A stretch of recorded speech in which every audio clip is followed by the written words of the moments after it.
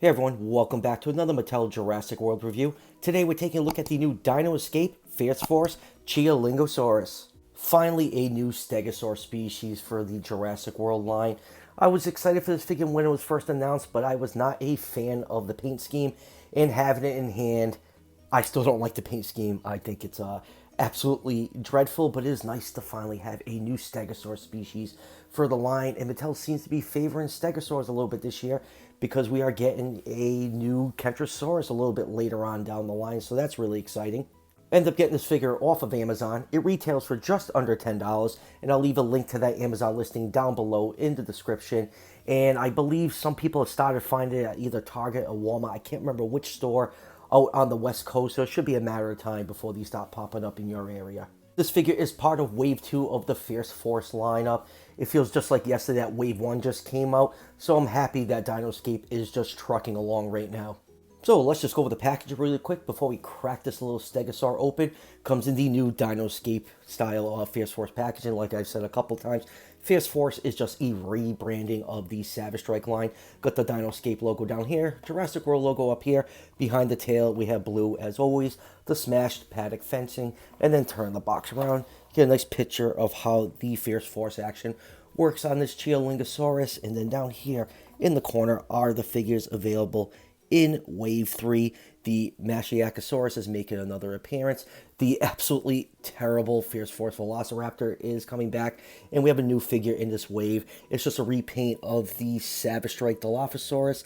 I was kind of interested in getting this Dilophosaurus, but I'm just really not a fan of the color scheme. It is a cool albino looking figure, but I'm really waiting for one of these like molds to get the Legacy Collection color scheme, and until then, these Dilophosaurs are just really not doing it for me. So that will do it for the packaging. Let's crack this figure open and take a closer look. Alright, let's start with this 360-degree view of this figure. Things I like about it. I like the proportions on it. The sculpt and details are really well done. Lots of nice fine scale details all over the figure.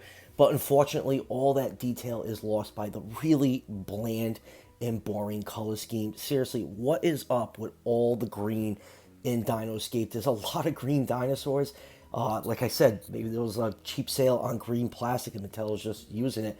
But it just really takes away from the sculpt and beauty of this figure. Yeah, we have some light blue in there, but it just really does not blend with that tone of green. It almost blends in with it.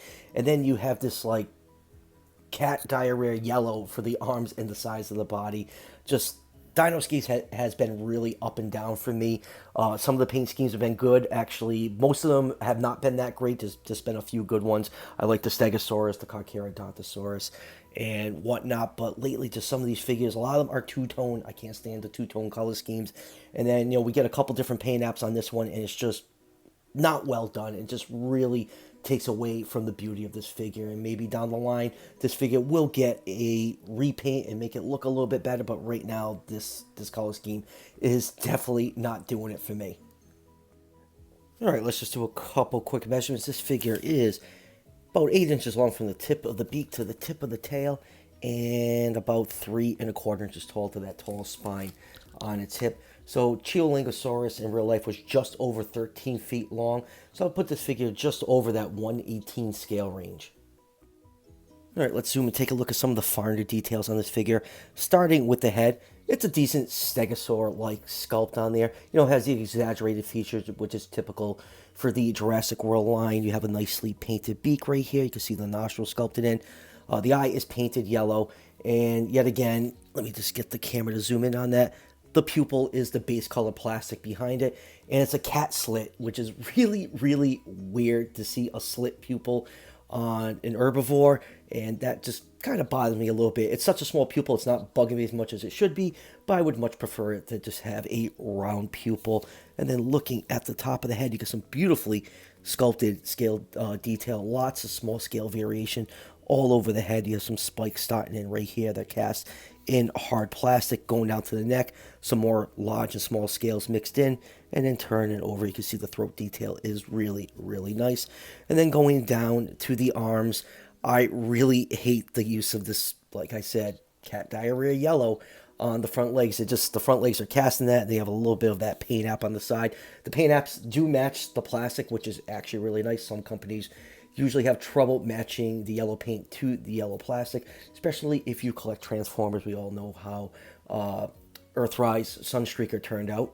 But you do have some nice large osteoderm sculpted in the legs and a lot of nice fine scale detail. You got some nice toe claws on the front, not painted in. Most of the figures in the Mattel line do not have painted toe claws.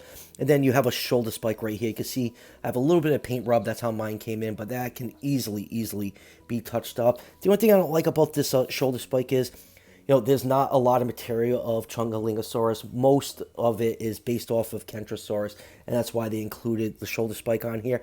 I would much prefer the shoulder spike to be a little bit longer. Just that does not look really intimidating with this little puny spike coming out of the shoulders right here. So that's another minor complaint, but you do have some nice large scales mixed in right here, and you have all that light blue, making all that green look really bland. I wish they just went with a more vibrant color scheme. But the biggest issue is on this figure is that the plates are just cast in the base plastic like the rest of the figure.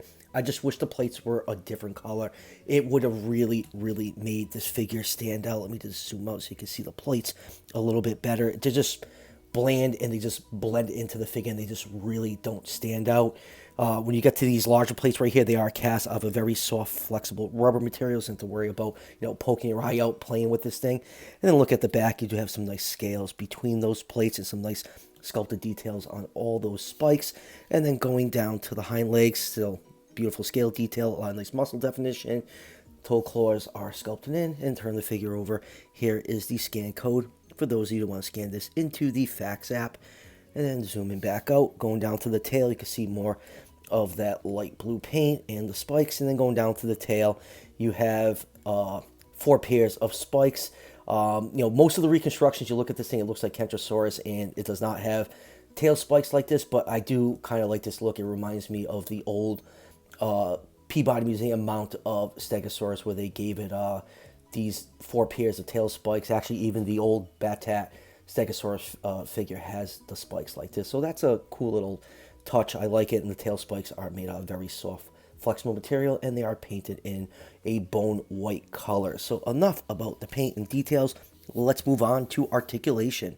For articulation, the head can move up, it can move down, it can rotate 360 degrees, and because it's on a ball joint, you get some nice side to side movement. So you do get some nice poses out of this. Gives the figure a little bit of personality. And then going down to the front legs, they can move back about that far before they start to hit the sides of the body. They can move forwards, and they are on a hinge, which allows the legs to swing out, but those spikes will start to hit the side of the body, so you can't swing them out as far as you could on other figures. Going down to the hind legs, they can move backwards and they can move forwards, and they do have a little bit of a pivot to help with stability. Usually that just works on the bipedal figures. They're kind of pointless on these quadrupedal figures, and the rest of the articulation is tied to the action feature. Now for the action feature, it's fierce force action.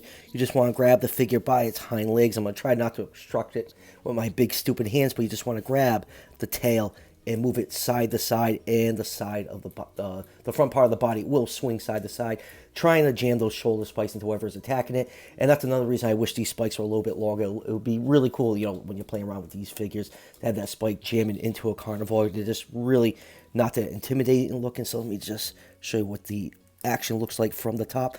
Very similar to the Sora Pelta figure, but it works a lot better on this one. There's a nice clicking action in there, and I do quite like how this feature works. Alright, moving on with comparisons. Here it is with one of the human figures. Here it is with Kenji. And next up, here it is with one of its wave mates. Here it is with the Fierce Force Chialingosaurus. And here it is with the Monolophosaurus that came with the Kenji story pack. And next up, here it is with the Mega Destroyers Stegosaurus. And just look how much better the Stegosaurus looks than this Chialingosaurus. Just the paint apps and just the use of colors just makes sense on the Stegosaurus. It's really attractive to the eye. Just not a random color mess like this figure. And properly placed and colored paint apps go a long way, and this Chialingosaurus just suffers so dearly from that wretched paint job. And here it is with the Danger Pack Scorpius Rex. Let's get him to stand so he doesn't fall over. And lastly, here it is with the Legacy Collection Extreme Chompin' Tyrannosaurus Rex. This is the one that came with the Explorer set. So, final thoughts on this figure. If you can't tell already, I really hate the color scheme on here. I think it really takes away from how beautiful this figure really looks. I saw Jurassic Compound did a repaint of this figure, and it looked 100 times better. Now, that is a professional paint job, but seriously, Mattel, if you just change the colors on here, give the plates some color, not the same color as the body, it would really make this figure stand out and not just look bland and boring. I like the sculpting and details and the proportions on this figure. I just really love the 8 spikes on the tail. I think that is a really cool touch. Really fits into, the Jurassic World, monster dinosaur thing. So that is definitely nice. And I just wish the shoulder spikes were just a little bit bigger. They're just tiny and puny, and they really don't look that intimidating. Just go look at any Stegosaur reconstructions that have shoulder spikes, and they are not this tiny. They're nice and long looking, and they could easily have just used like soft plastic on that. But I mean, I guess looking at it now, the leg it's cast to the leg, and it probably been really hard to make that longer. It would have been made out of hard plastic, and it probably would have been a safety issue. So I guess I get why that they did that. It's a safety issue because the spike is molded right onto the leg, and the leg is made out of hard plastic. They probably didn't want to, cast the leg out of soft plastic. It probably just looked flimsy and probably didn't work right with the hinge. So yeah, all right, I'll give Mattel a break on that one. Like I said at the beginning of the review, I got this figure off of Amazon. Link to the Amazon listing is down below in the description. So that will do it for the review. I have the Raw Tyrannosaurus coming in. It should be here either tomorrow or Friday. The Ray Arnold Comic-Con exclusive just shipped. I should have that in a few more days. And I just got a notification that the Apatosaurus has shipped from Target. And that should be here early next week. I hope it comes in before I leave for my camping trip. Because I'm really, really looking forward to that Apatosaurus ever since it was announced. So that will do it. As always, if you're enjoying the content on this channel, show your support by hitting that subscription button just below the video. Each subscription helps out the channel tremendously and is greatly appreciated. And I'll see you guys for the next one.